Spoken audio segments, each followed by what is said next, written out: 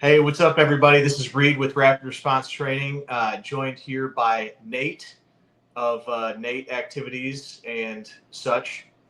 Say hello, sir. Hey, how's it going, everybody?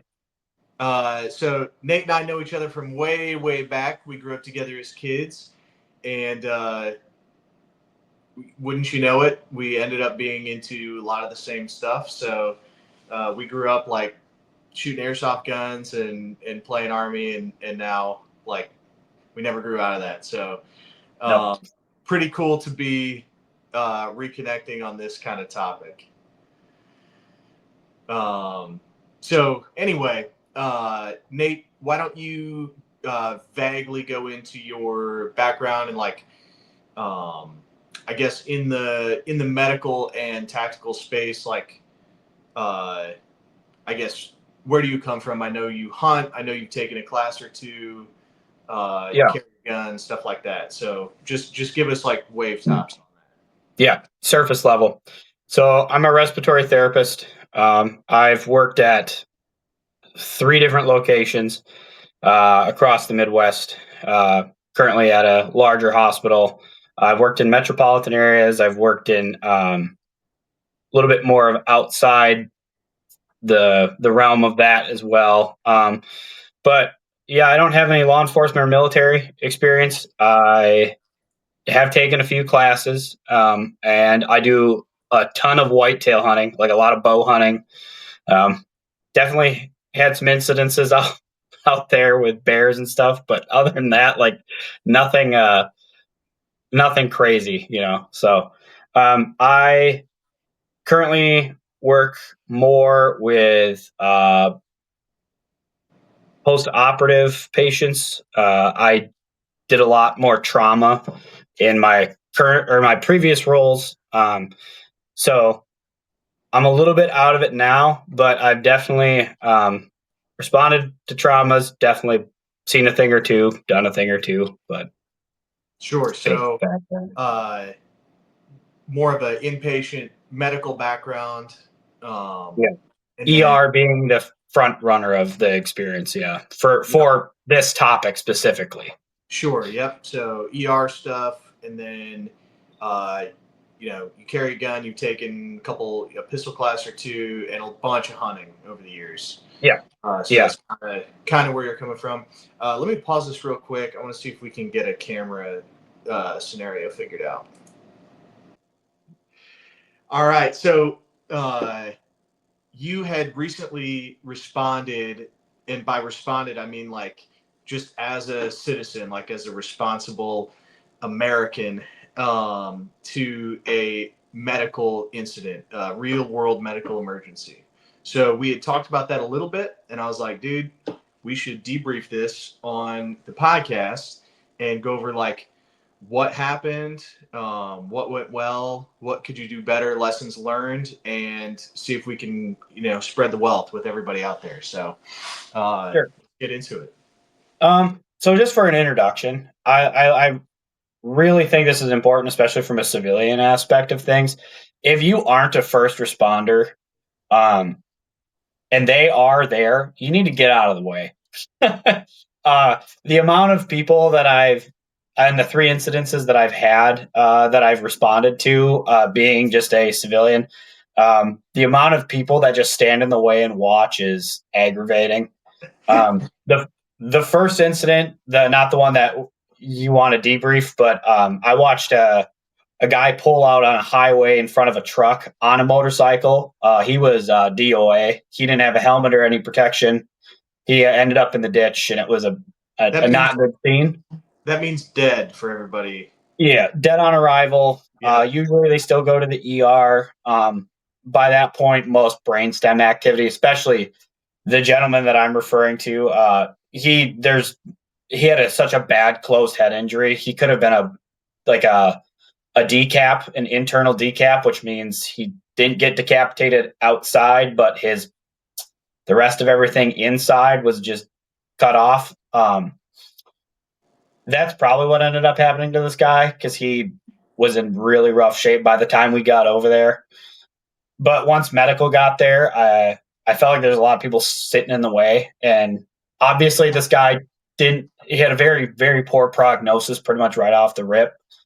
But it definitely was still frustrating, like because I'll get out of the way right away, and a lot of people just stand there and clog up the scene, and that really irritates our paramedics, our firefighters, our police officers, our responding uh, staff to that incident. So Sure. that was my first one. That was my first run in. I actually wasn't carrying an IFAC at that point. I was concealed and carrying, but I hadn't quite considered the IFAC Sure. possibility quite yet. Like, oh, I Mhm. could be injured. Yeah. That or someone else could be injured. I Yeah. just like I'm gonna be a responsible citizen and carry a gun, but it's like there's so much more to being a responsible citizen than For sure. carrying a handgun, you know? Because I mean, it's all I know the cool stuff is I got a Glock 19 and I run this and I run that, but the IFAC stuff is really important as well. So is any sort of prep that you can have in your truck for a flat tire. I mean, it's all Yeah. useful stuff. So the next incident I had, real quick, a lady got hit, pedestrian versus motor vehicle. She ended up being fine. Just gave her some gauze. She had some cuts all over her forearm and stuff, but that one was pretty easy to respond to. I just gave her some stuff, and EMS obviously still took her. You know, if you get hit by a car, you're probably taking an ambulance ride because they need to make sure that you didn't crack your head open or you're not bleeding internally. So they do. If you're hit by a car or any sort of vehicle, any moving thing, you're probably taking a ride to the hospital. But Nate, So internal bleeding, that's where the blood is supposed to be. yeah, you'd think so, but it's not. You're bleeding into places that you shouldn't be bleeding into. Yeah, and honestly, I'm just as concerned with that stuff as I am with the external bleeding. I know the external bleeding gets a lot of attention, but internal stuff is not great either. I don't know if you've Well, been in a neuro ICU or not, but internal bleeding in neuro ICUs is not a popular thing with people. well, from our context, I guess it is important to differentiate because I can do something to treat an external bleed. Yeah. Yep. Like as just a as just like a dude, there's not a whole lot I can do about an internal bleed. Especially like an internal head bleed, right? That takes a lot of staff and a lot of people at your nearest hospital, hopefully. But Yeah, that might take like a surgeon and like an operating room and stuff. yeah, it gets really messy and complicated, stuff like that. But uh, I'll kind of shift us into the story that we're going to debrief over. I'll just tell it, I guess, and then we can go back through it, kind of thing. Yeah, Sweet. So I at this point I have an IFAC. there we go. Doing God's work, man. I think I got mine from Northern Medical. Okay. That seems to be a pretty good company. Don't buy your tourniquets from Amazon. Don't do that. I think they're Don't do all that. fake. I think 100% of them are fake. Yeah, I don't. Northern Medical, I know, is a reputable company. I know a lot of guys that purchase from them. They like them. Again, I have no sponsorships. I'm not affiliated with anybody. My opinion is mine alone. Um, I'm an idiot, so don't don't think I'm like the one and only. But yeah, so I had an IFAC at this point. I had just gotten done renting a cabin with my family, and we pulled onto the highway, and I saw another motorcyclist. He clipped the back end of a deer. What proceeded to happen was obviously he got the death wobbles. He hit the deer moderately well, but not like cutting it in clean half. The deer actually like was gone by the time I got up to the scene. So obviously, deer are an extremely tough animal. I know because I've lost plenty of them. But I watched him death wobble, and then he kind of overcorrected right, and then he ended up way overcorrecting left and slamming everything down on his left side. I knew he was going to immediately be needing a wagon at that point. Like, you're going to the hospital. So by the time I pulled over, I got out of my vehicle. I'm leaving out crucial details for the debrief later. Okay. I grabbed my IFAC. My wife and children were in the car, and I ran over to this guy. Told somebody else to call 911. We drug the guy off the road. Not obviously, if he would have been in a safe location when he landed, I wouldn't have moved him in fear of any sort of cerebral spinal or any sort of like any really injury. I would say that could be worsened by moving. The problem with moving people that just get in car accidents is like they gotta be safe. You can't have them laying on the highway, but at the same point, you can't be moving them and testing things because stuff's more than likely broken, and you could impinge something worse, break something worse. Something might be slightly dislocated, or it is completely dislocated, but something's hanging on by a thread, and you moving that person completely tears something, or there's a lot of nuanced stuff to it. But so we got him over to the side of the road. He kind of had an adrenaline dump, as do most of these people. So he kind of stood up and he kind of did this without me helping him, and he slammed back down because he had nothing on his left side. Thankfully, this guy was wearing a helmet. He was wearing glasses, thick rimmed glasses, and he had 4 layers on. He had a long sleeve, another long sleeve, a vest, not a leather one, but like a fleece one. And then he had leathers over the top. So he had a really nice leather jacket. That saved him from massive abrasions. And he only got him on his fingers. His nose was exposed, not like bad. Not like I could see into it very far, but he did have a pretty good. He did her pretty good on his beak. We'll say that. You could see some cartilage. So overall, he actually got really lucky because this was an older guy. Immediately upon assessing him, I could tell that he had. Sorry, did the camera thing again. I knew he had a broken shoulder. I knew that he had some scapular injury. So obviously back here, he also had a clavicular injury. You could tell because the shoulder was kind of wonky, and it was down. So I knew that we had some form of injury dislocation. And again, can't be moving this guy. Yeah. So popped open the IFAC, got what I could out of there, got his nose semi under control because he was bleeding pretty good. He ended up being on some blood thinners as well. So that did not calm quickly. Yeah. So a lot of your people you're going to see, out and about, and as well, a lot of people are on a lot of meds. So depending on what meds they're on, it's something you probably want to ask them, just because they might be on something where it's thinning their blood, right? Or anticoagulants, which is like where it makes it so you're not able to clot as fast. Yep. Common meds are, for AFib and stuff like that. There's a lot of other meds like that can with your blood pressure can mess with stuff. So a lot of people that have medications that can affect bleeding, anticoagulating. So you got to be mindful of that stuff. So popped everything open and started to go to work on this guy as best I could. Obviously, with a shoulder injury, there's nothing I'm going to really do. His hip was also, you could tell, was a little stretched out. He could move it. So I was a little less concerned about his hip at that point because we're not moving him. And he was sitting up. He chose to sit up. I wanted him to lay down and just like lay there, but he said it was uncomfortable. So I ended up just holding him by his back, basically upwards until EMS got there. The other point that I'd like to really express to people is, as a bystander, good Samaritan, whatever you want to call yourself, your job there is to buy as much time as you can for EMS to arrive. Even with an IFAC, you have temporary solutions.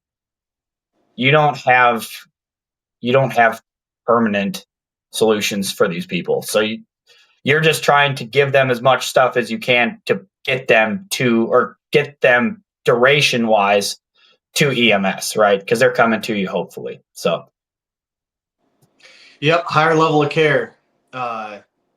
If they can, the name of the game is kind of triage, right? So there's a lot of injuries that we're not focused on treating because we just can't do it with our equipment and with our location in the field with our training and manpower. So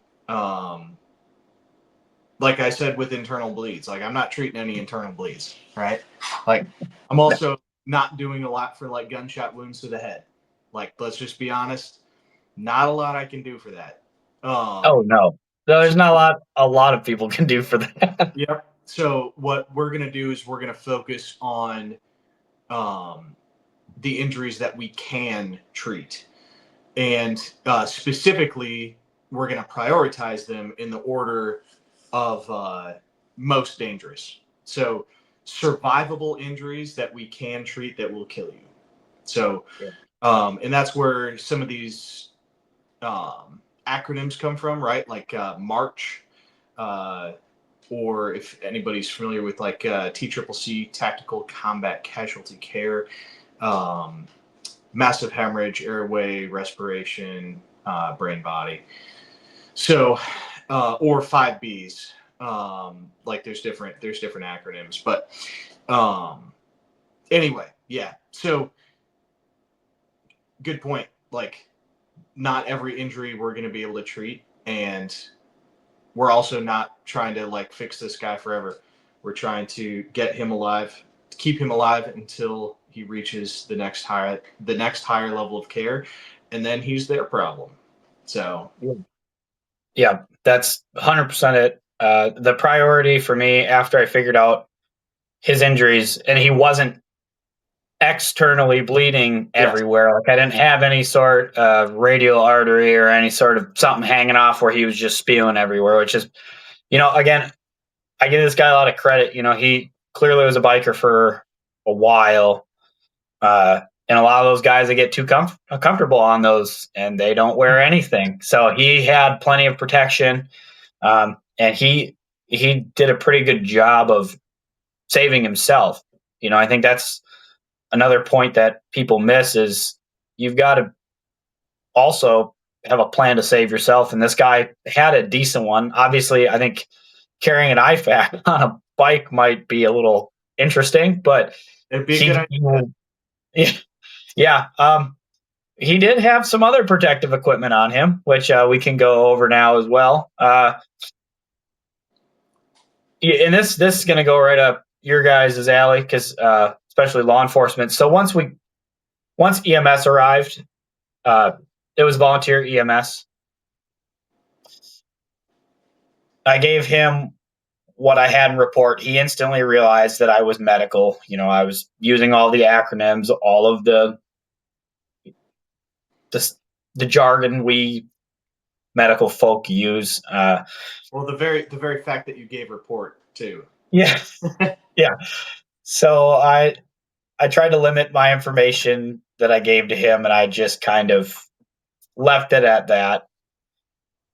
And so I held C-spine for the next like 20 minutes. He's like, "Can you hold C-spine?" And because he didn't have any equipment, he was just the first. He was volunteer, Bro, so they never do, bro. They never do. That's why I'm so telling you, like, I don't know how to use this stuff. I'm like, yeah, but somebody might come that doesn't have anything, and they can use it, or they can use it too. I thought about. I don't know. I haven't done a whole ton of research into this, but finding a C-collar, like a foldable C-collar, I don't know if those are a thing that you can get for your IFAK, or if they're a little too big, you might have to like stow it underneath your IFAK or something. But yeah, he didn't have one, so the next guy had one. But prior to that, we had a law enforcement officer starting to approach us, and when the said law enforcement officer approached us, this is about the time we were getting down to the, about the last garment on the top here, and we had a very micro compact, and when I mean very, I mean it was a single stack micro compact. I didn't get a really good look at it. A lot of people would say that's plenty, dude. A lot of people would be happy. Yeah. Yeah, and I mean my my my logic on that is if you won't carry anything else other than a subcompact gun, at least it's 7 rounds that you didn't have otherwise. So, as much as these subcompacts and these micro compacts and all these guys that are this, crapping on hard with the micro labels, bro. Yeah, I'm sorry.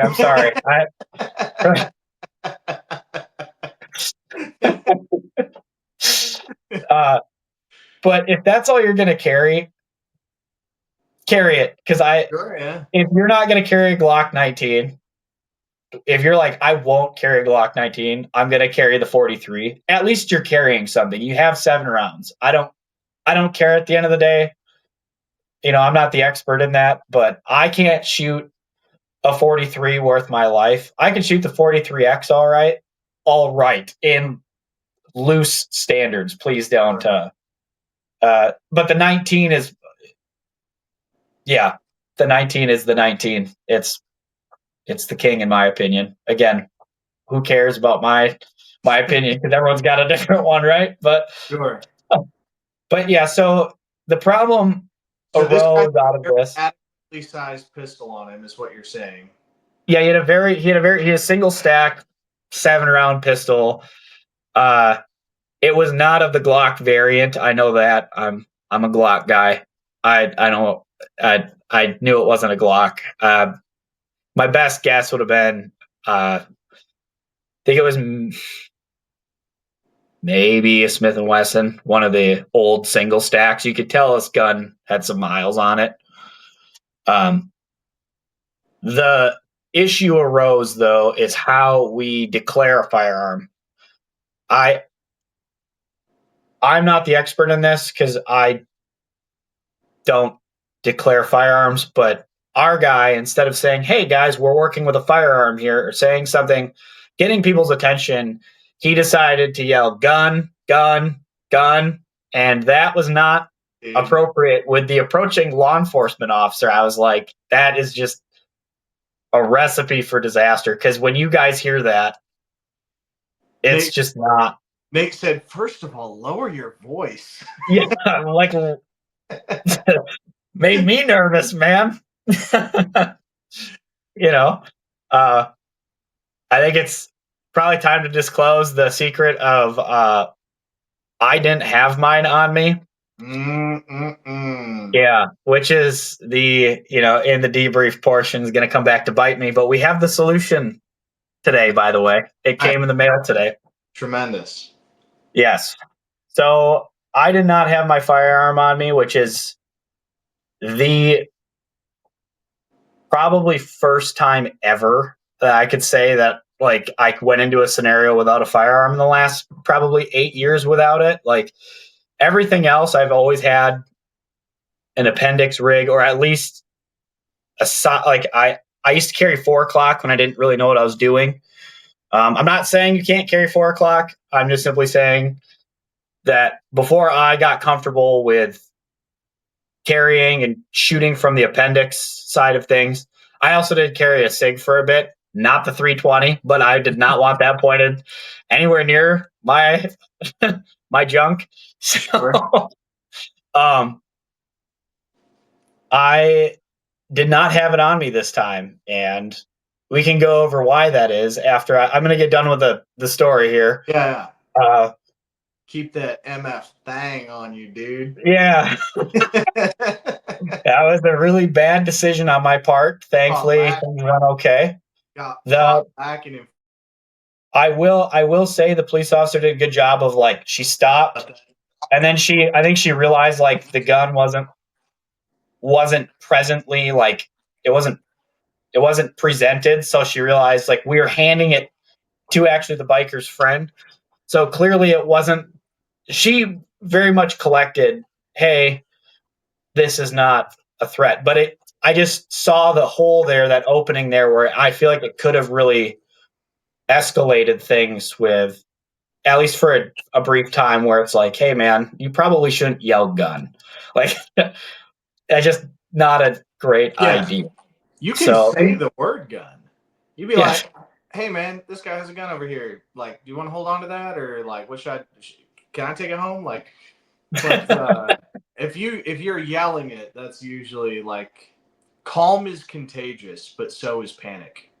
I 100% agree. Yep. Especially inpatient settings, we see this all the time with codes and stuff, where the specifically the physicians, I'll say, uh, if they come in and they're cool, calm, and collected, and I get it, like code blue, especially to like people who are in the room who are guests or not usually a part of them, it's pretty scary. It can be kind of chaotic, but a Code blue means physician, a dead guy, right? sorry, yeah, that All means right. non-perfusing rhythm. We are doing compressions. We're doing CPR. All Yeah, right. we're So doing yeah, saving lives. they're in imminent need of CPR or they will die. Yep. And I could tell you that the team leader in those scenarios, if they address everybody in a calm manner, vo- project your voice so everyone can hear you, communicate clearly. But if you communicate clearly and calmly, you will control that situation. But I've also seen the opposite, where people start yelling and screaming and things get real tense and things get missed, and it's bad news bears. Yeah. So um yeah, so that thankfully got diffused pretty quickly. I was thankful for that. For that, I did not want to see where that was going to go otherwise. But Do once, one of these. yeah, I, I walked back to the car and I was just like, my goodness, that could have gone horribly wrong. Uh, yeah, I don't want to be on the 7 o'clock. I don't want to be part of the accident. I don't want to be going to the hospital too. So, Yeah. thank you. Uh, You spent enough time there. We don't need to. yeah, I don't need to spend my off time there. So once she got there, she had actually a lot of stuff on her. She had her own IFAC. She's carrying 2 tourniquets. Are we She, talking about the cop? Are we talking about the cop we're right talking about the cop. Sorry, yeah, now? we're talking about the cop. She was actually pretty well loaded up for this issue, which I was Does she delighted to have? see. She was carrying this on her body, or she had like a bag she grabbed out of her car. So she had a bag. She had a bag, and then she had at least one. She might have had a second tourniquet on the other side, but she had a tourniquet at.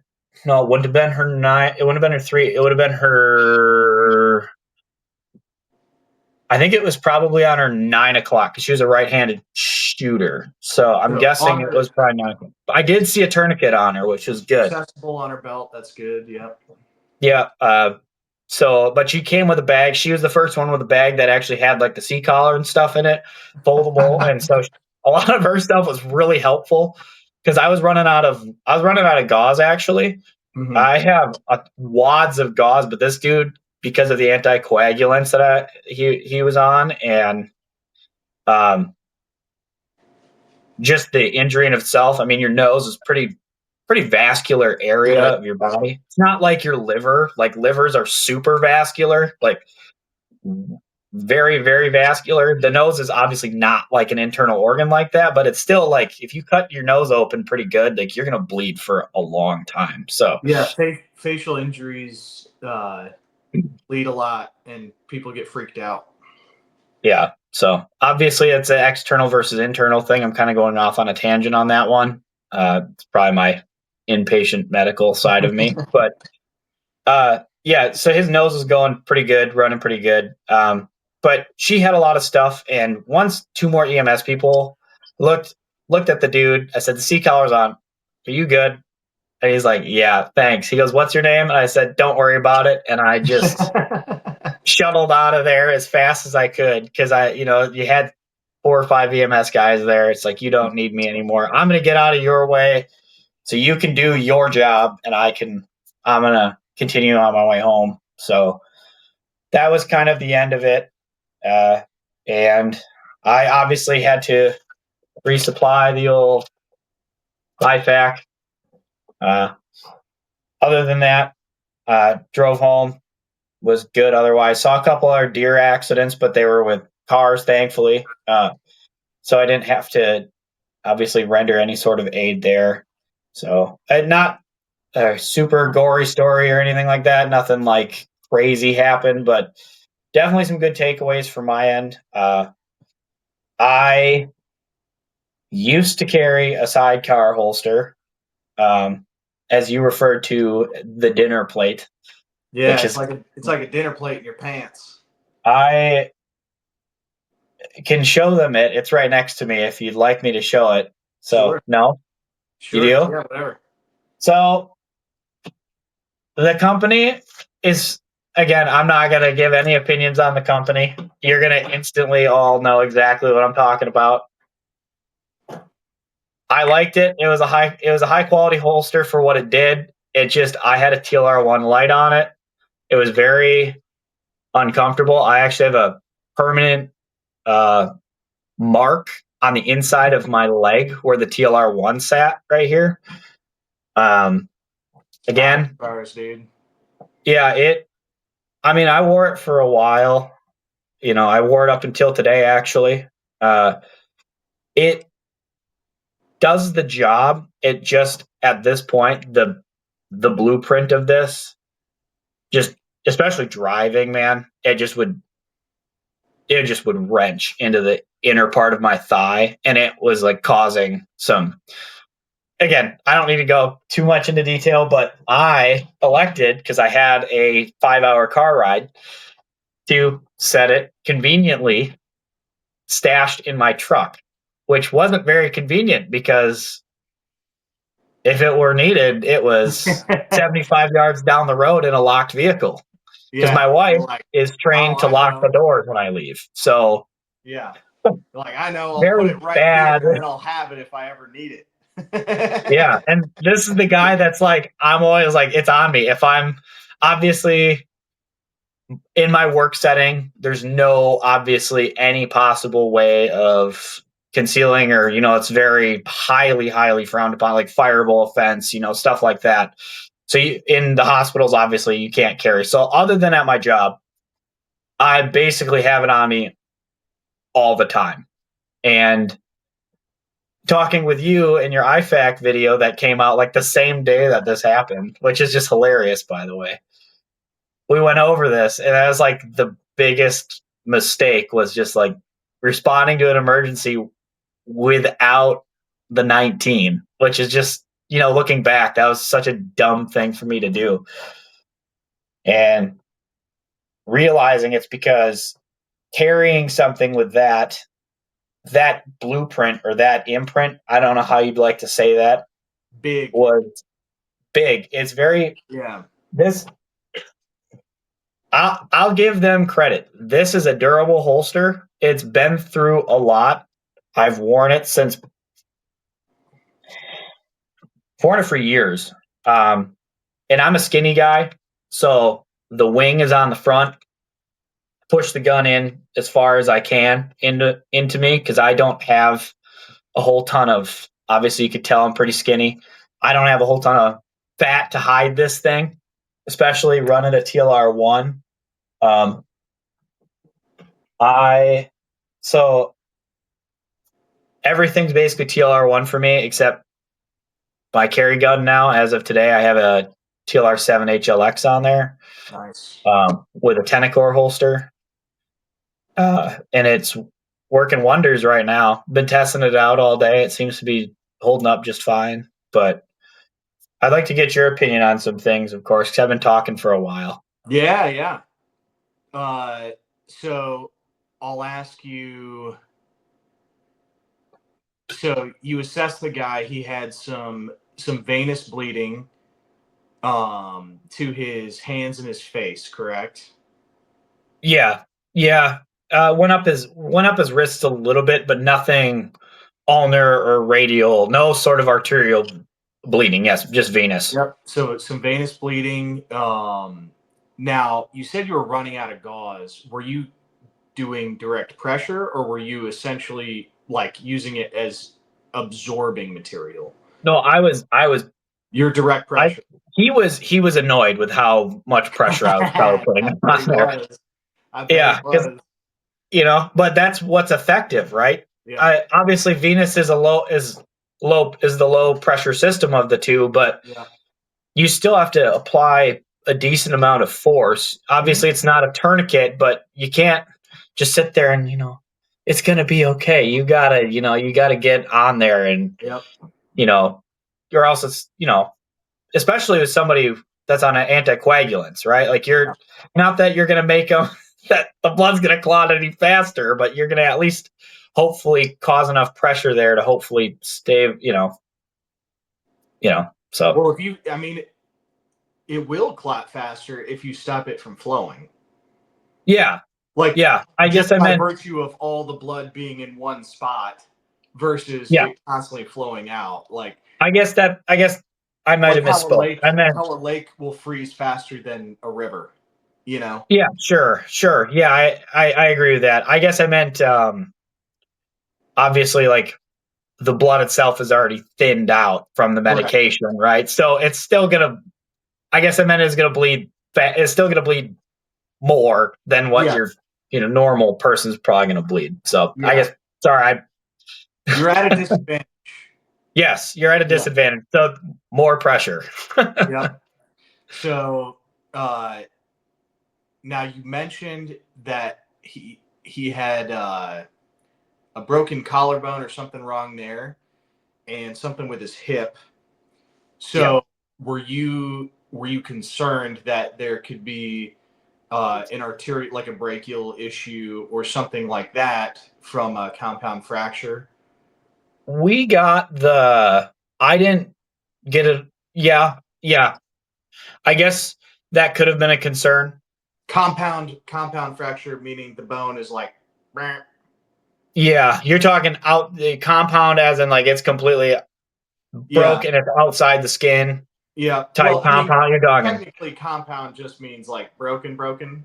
Yeah, yeah. But in this case, we You still were more can't do referring to anything the outside unless it's protruding from the skin, right? unless it's exposed. We're not going to be able to do anything about that. But So I did palpate up the arm a little bit. Like I made sure that we weren't. you pressed on it. Yeah, we again just yeah. If Yeah, you're going through the algorithm, yes, press. Yeah, I pressed on it. yeah, That was more so just to make sure nothing was overly yeah. gone. But I did not. The first thing I did wasn't I didn't cut up his sleeve. I didn't cut his leather off. He wasn't bleeding super bad, so the EMS guy actually removed. So we got his right arm. His right arm was operable. Yep. We removed his right arm from his leather sleeve, and then we actually like slowly unslung it from his left side, and then we cut the rest off. Sure. Um, I mean, but that sounds like the easiest way to do it, especially for a leather jacket. Like, he was pretty. How do I say this? He was very insistent that we did not cut that leather jacket off, which I get. Those things are like yeah, $1,000 to $2,000. Like they're not cheap, so I could totally see why he would want to keep it. yeah, for sure, So for sure. yeah, Okay, so you, but you did end up getting the guy trauma naked, essentially. Uh, we we did. Yeah, yep. yeah. And So, we did investigate the hip at a later point. mm, He was wearing actually pretty light colored pants, so I didn't see any sort of blood soak or anything in there, even towards his kneecap. I was a little skeptical because if he wasn't bleeding by his knee, but I think he was just so well. I think he kind of hit his shoulder first, and then he kind of rolled into his hip. mm, Obviously, it happened so fast that I might, my memory plays tricks on me, especially when you see something happen, like in a flash. It's like, what did I actually see happen? But yeah, so he wasn't at risk for any sort of. He was at risk, but we deemed that risk to be low by the time EMS arrives. So I'm going totally out of order here. Sorry. So I'm Yeah, just we're kind of I'm ADD. yeah, big ADHD. I'm just going in the order stuff comes to. Yeah. All right. So you're getting him naked.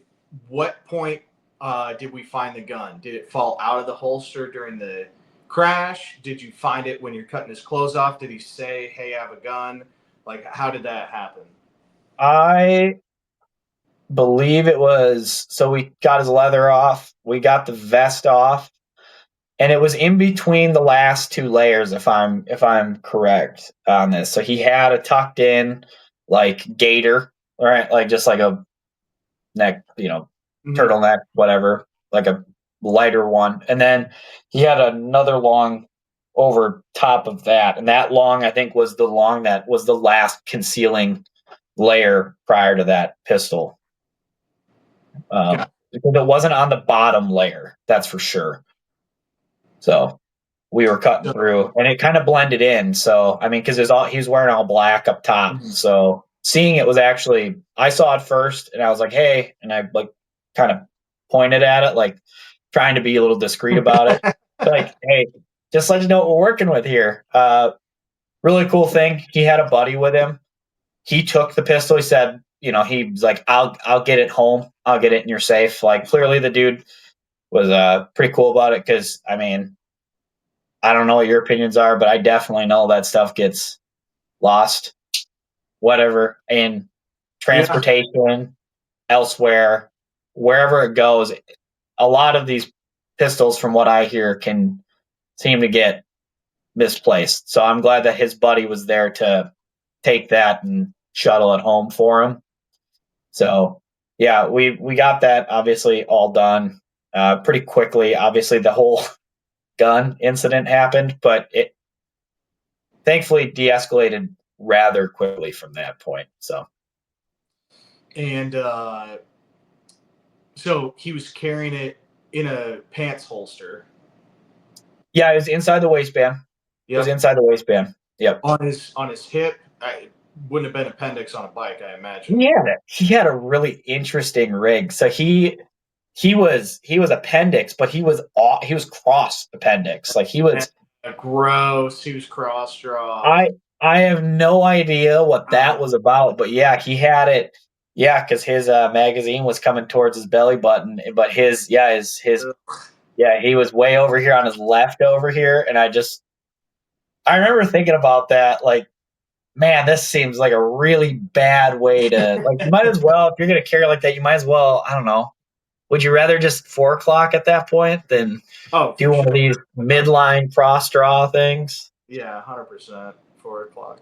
So, I mean, You know what? Like, was it clip? Did it? It obviously didn't fall out when he no, landed. it was pretty On well the secured. spot. It had a clip on it. It was definitely Oh, it did. secured. It was a two clipped. I didn't see what holster it was. He didn't have a light on it, of course. I'm a light snob. I like my lights, but obviously I'm not too big of a light snob because I don't have a Surefire on my light. But I like lots of lights. I'm a big Yeah, light guy. that I like, that yeah, TLR 7 is pretty legit, dude. I've yeah, I have a lot of experience with it. Um, yeah. okay, so that's cool. Was it like a retention holster or was it like a concealment holster? I I believe it. I believe it's just a concealment Interesting. holster. We actually unclipped the entire thing and handed it to his buddy. We didn't mess around with the gun or the holster. Well, the holster we messed around with more than the gun. We literally just Yeah, took the unbuckled it. holster. Which, looking back at that, that's probably a dumb idea with a dude with a left hip injury with a gun there, probably with a belt. You think that belt shift could have done anything? I I don't don't. know. I don't think you're risking injury. I think. I mean, who knows? Maybe that gun prevented injury by taking some of the impact. But I'm just impressed that like the gun stayed on his body Yeah. when he. Did you, in your experience, do you see a lot of guns go flying then? Well, I don't see a lot of people carrying with holsters because I deal with bad guys. So So, we're just rocking the sweatpants waistband kind of holster. oh yeah, dude. Because when I stop and talk to you, you got to be able to kick it out your pant leg while you're running away.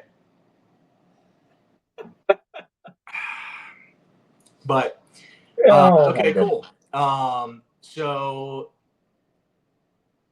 let's see. We talked about. So you're using gauze, you're doing direct pressure, you're worried about C-spine. Let's talk about the first thing you mentioned, which I thought was excellent. A lot of people forget this when it comes to the tactical medicine side, is they don't put tactical and medicine together in their brain very well. Like they're doing tactical, and then all of a sudden it's time to be medical, and like the tactical goes away.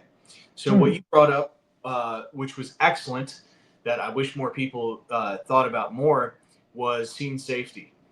So you're not treating this guy in the middle of the road because that's not a safe place to do that. Like you can save his life, and that's all well and good. And then when an 18 wheeler comes by, like all that was for naught. And then Yeah. you're potentially a casualty too, which is now drawing resources away from your initial victim. Not to mention, like I don't want to get smushed. So, uh, yeah. So did you go Yeah. into the median? Did you go off the side of the road? How did that? We went in the ditch and he did most of the work for me. By the time I got up to him, he started to get up and he kind of did one of those almost like a drunken, like a really drunk person stumble, like cross our legs and like teeter over to here kind of thing. Like he was off balance so bad that like he was like dizzy that his head like let him over and he kind of rolled over to the side. I had to do a little bit of work getting him over completely. The other thing, yeah, the 18 wheeler thing is actually a really good point because this is like a county highway. This is middle of nowhere, up in northern Wisconsin kind of area. And those roads, man, they get windy and there's trees everywhere. So, you come around a corner and you don't know what you're going to see around the next corner. So you better be able to process information fairly fast especially if you're speeding, and everybody up there is because nobody's running radar in the middle of nowhere, man. You're gonna Yeah. you're gonna feed three people a day. So yeah, getting him over to the side of the road was a very large priority, especially because we were let's see, we were going towards the oncoming, so it's towards the left side of the road if you're like looking at the scene from my point of view. Mm-hmm.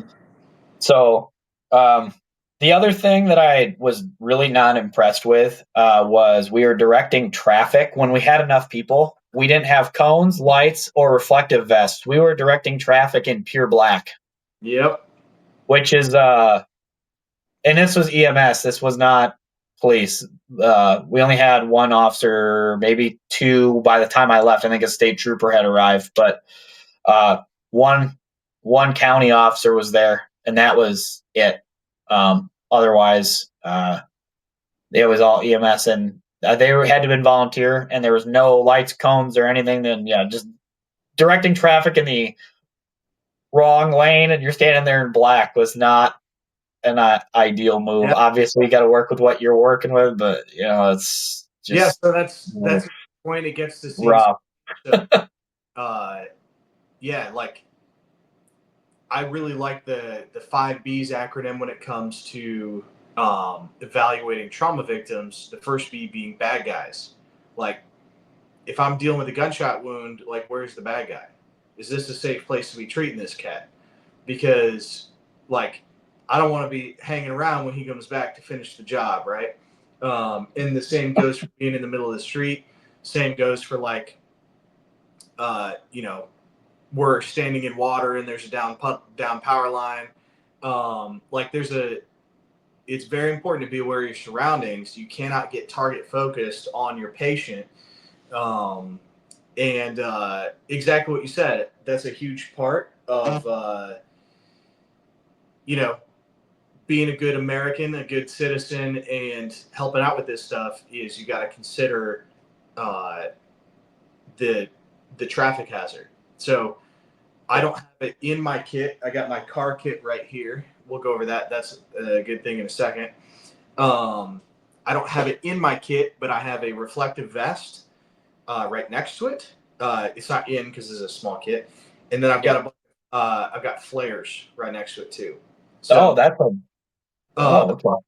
that's and I learned that the hard way because I had the medical stuff. and then I stopped for a crash on the interstate, which is 55. Everybody's doing 75. Some people are doing 105. And like I'm pulling over on the side of the road, and I had brand new to me, brand new to me truck. Sweet mother, I dropped it. There we go. We're back, folks. Pay no attention to the poor camera work here. We'll be back after this brief moment. So anyway, I got too excited. Uh, but so I pulled over. I was like, yeah, this is gonna suck. Like if somebody hits my truck, man, I'm gonna be very upset. So that's when I added that stuff. So yeah, reflective vest, huge. Flares, big. The like the old school flares, the ones that you like strike and they're like, and they start on fire. Those are cool as like a multi-purpose survival item. Like if I needed to start a fire and like keep myself warm, or like maybe I needed to like burn something to make like a really big signal so like a helicopter could see me from like a long ways away. Like that's kind of cool as a multi-purpose item. But when it comes to actually using it for the flare job, right? Like keeping yourself safe from cars, making sure people can see you and don't squish you. Those LED flares are way better.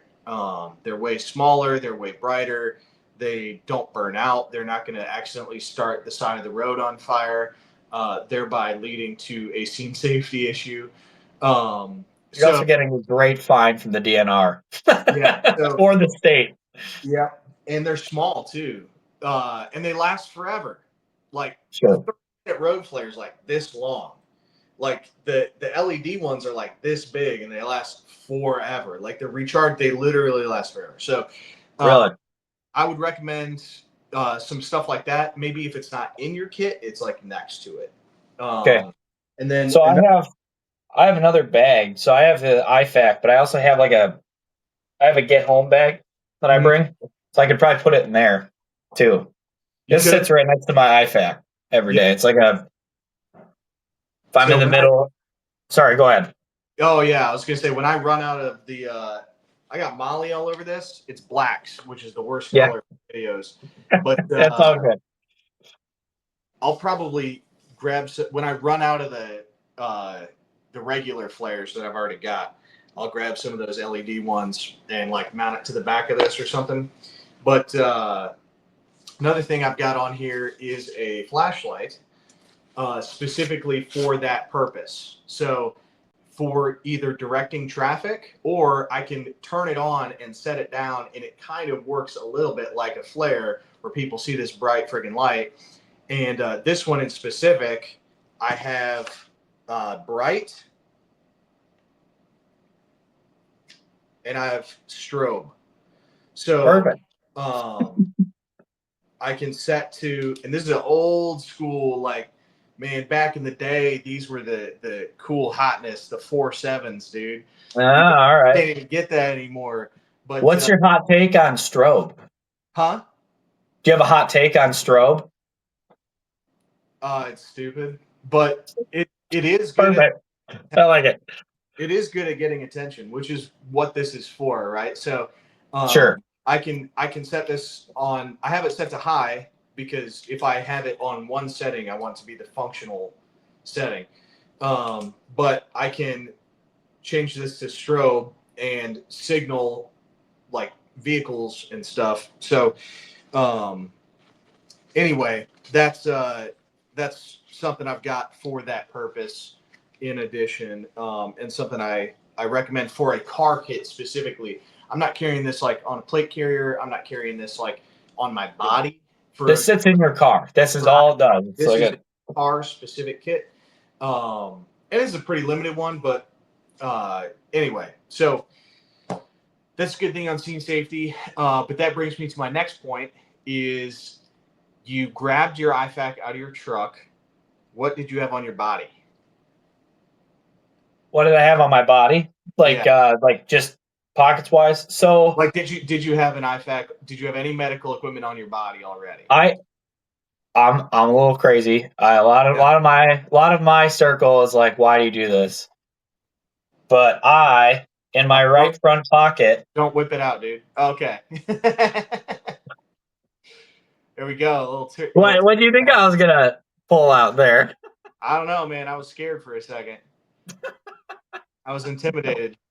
I'm sorry. Is it the length that's intimidating?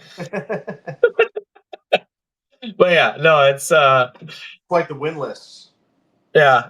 But yeah, so I carry a cat tourniquet up front. That obviously sacrifices my keys. My keys get clipped onto my body, which again, if you're like your car's gonna get stolen, you're an idiot. Oh. You know, I get it. I get if you don't like that, that's okay. I feel like I'm wrong on a lot of things. So anyone else's opinion on it, it's all good. But yeah, I carry a cat tourniquet. I have some soft tees as well. I prefer the cats in just from like putting them on myself perspective. Like if I've got to do it myself, they tend to be a little easier, in my opinion. That just seems to be the way to go. Objective, yeah. So that's awesome. Extra credit. Yeah, and then I have two lights because I'm a weirdo. So I believe this is a macro stream light, so rechargeable to USB. Again, it's just a flashlight. It's my first one, but this one I've had it for so long, I've beat it up so badly that I actually carry another one. It's AAA. It's a little one. It's a 41 lumen. I mean, that's all it is. Just little 41 lumen AAA fed little light. That's my spare because in the dark or something. I mean, I like to see, man. I'm getting old, my vision's going, but I do like to see things. I'm a big light guy. I have a lot of people that I talk to that really got me into lights, thankfully. I was only carrying one, and they're like, what happens when it goes out? It's like, well, I guess I better develop night vision because I don't have a second light. And like, you should probably have a second light. Speaking of lights and and everything else, I figured I'd show you. I call this the traffic director. Yeah, sure. All right. Yeah, sure. This way. Oh, yeah. You're like searching for your keys on the ground. That's just you're just gonna. I'm like license and registration. Yeah, that's yeah. You better do one of these first. Yeah, sorry. That's a throwback joke from an old episode. What? Oh, okay. So, what happens if you see the purple light? I hear there's the purple light of doom that can come on your. Oh yeah, I don't know. I don't have to worry about that anymore. I know. All right, so carrying a tourniquet, but you were not carrying. Which is just the dumbest. The dinner plate of death will come. You decided to take off. What belt were you carrying with? So I actually, I'm just all sorts of backwards, right? So I have a Tenacor Zero belt. Okay. So I think I love it. I love the Tenacor Zero. I've been wearing it for I think 2 years now. And it's comfortable. I mean, it's not like heavy duty. Obviously, it's not like a battle belt or anything, but it's fairly rigid, but I don't even feel it, which is pretty crazy. So now, obviously, like I've got the new holster on, and this is see if I can get it here. My goodness, these claws are really good. Sweet mother. Yeah. But got the Tenacor. I think it's it's the Velo Lux. So let's see. There we go. So yeah, I got it today because of our rabbit hole that we were going down, where it's like I'm not carrying the thing that I should be carrying on me. all the time, which I usually like. I not usually like. I'm pretty strict on carrying it all the time when I obviously can. Um, and it's like the one time that I might actually like be in a situation. Well, not the one time, but the most recent time. It's in my truck with my wife.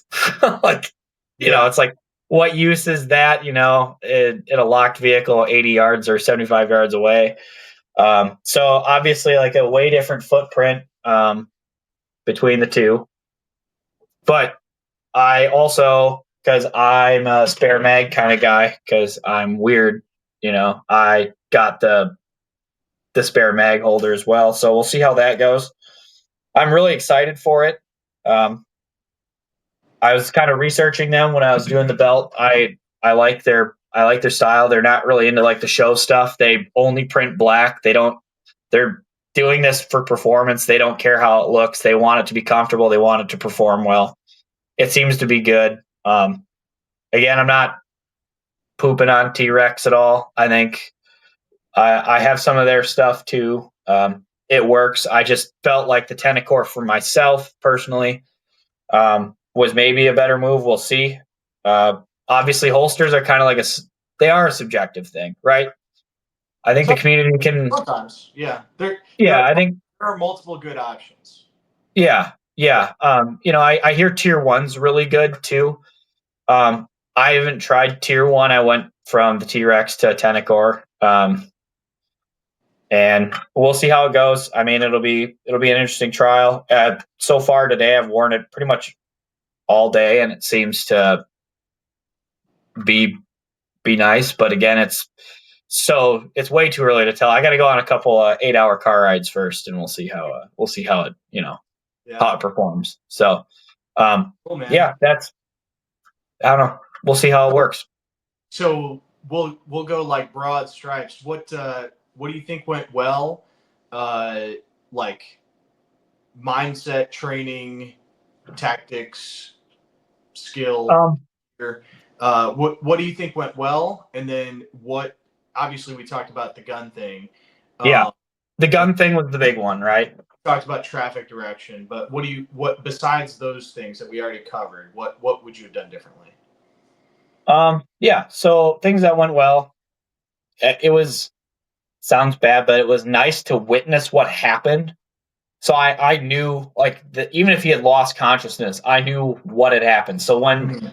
EMS gets there, emergency medical services. Hopefully, people know that I by now that it's you know I got to basically say I witnessed this. Being a witness to it, is good. He wasn't laying on the side of the road for 15 minutes. Obviously, he had a buddy with him, but um, so that went well. I think the scene safety thing that was like my main priority. Right, I was like, I'm not getting hit. It's like that's not what's going to happen today. So you look both ways twice, and you just ran over there as fast as I could, but yeah, drug him off the road, which is good.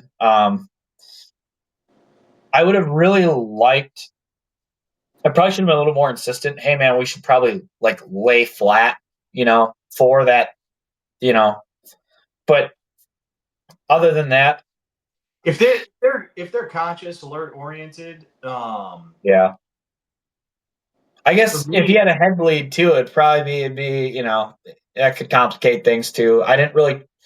Obviously, there's nothing I'm going to do for a head bleed out in the field, but I guess I didn't really, other than loss of consciousness, and asked him his birthday, where he lived, and stuff like that. well, Um, the other thing is I worry about airway and like the so do I. yeah, but if they're comfortable, like they're gonna be Yeah, in a position that they can breathe the best. So sure. I'm kind of down with letting people set up if that's what they Yeah. want The other good thing is he didn't. I guess yeah, sitting up, especially if he's bleeding, oropharyngeal, oropharyngeal or nasopharyngeal bleeding, he could have been, but he wasn't. He wasn't bleeding from his mouth at all.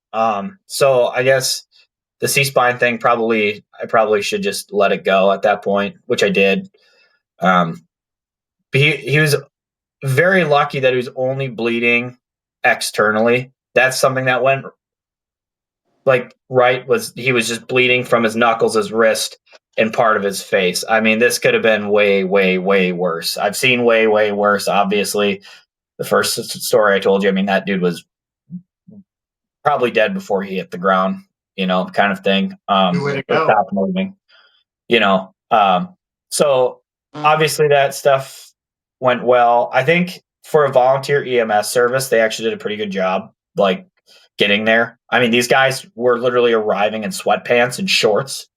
Like, this is clearly not their first rodeo, but it's also clearly not their primary thing. Because I mean, anywhere with a full time EMS team, they've got those they're not 5'11s, but I don't know what they're called. They've got They some. are 5'11s. They are 5'11s. Yeah. Sure. Okay, if they're 5'11s, then so you could tell like when a county has like an EMS service, 'cause it's like you know they're coming with everything right away. But yeah, I think they did pretty good for a voluntary service, Aside and for not, being so remote, they did a good job not responding. kit. Sorry, what? Aside from not having kit.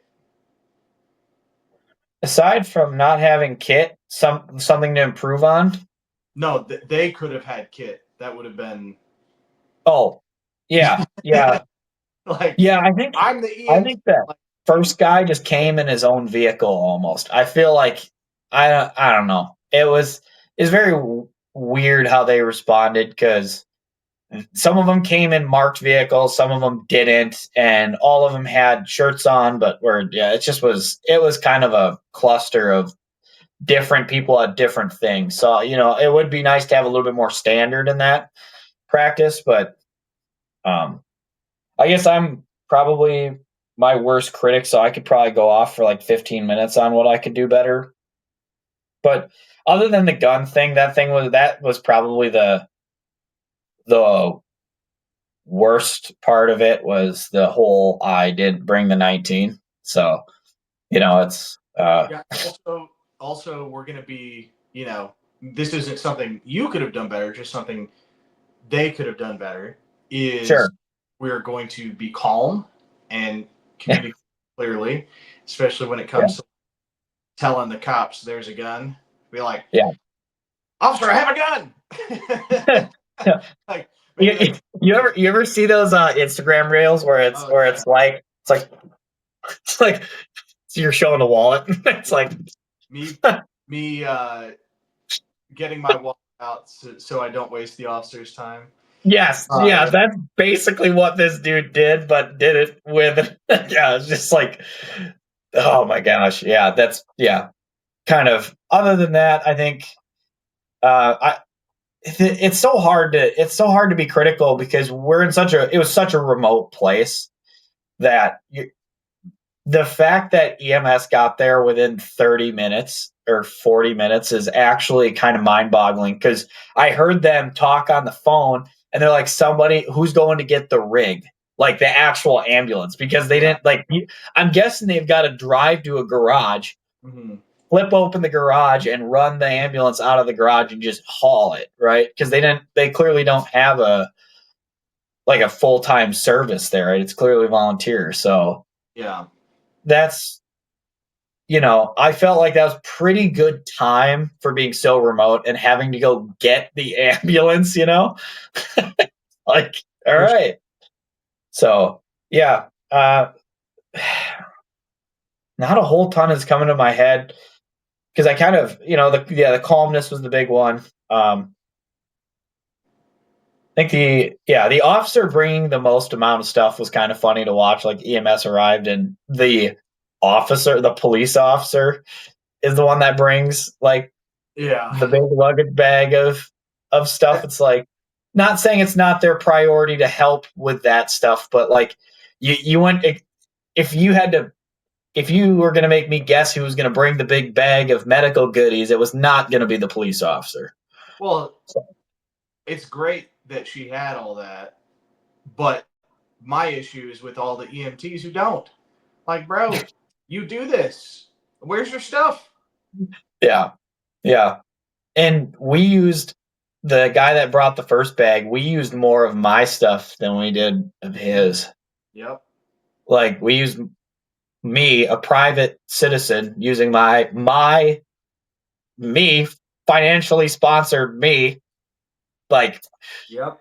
you know, using my stuff, when, he's probably using you know, I'm guessing government paid, you know, medical equipment. I'm hoping they Yep. don't make them devise their own bags with their own money, but you know, Yeah. yeah. Exactly. So So it cool. seemed to, yeah, I don't, again, I'm, I'm just here and I just saw it and did the best I could. And I like it. Sounds like I, some good lessons learned, good positive results, and hopefully some people can learn some stuff. Yeah. So, anything you want to cover before we get off of here? um, I think that's about it. My medical experience is inpatient pretty much only. So uh, it's not a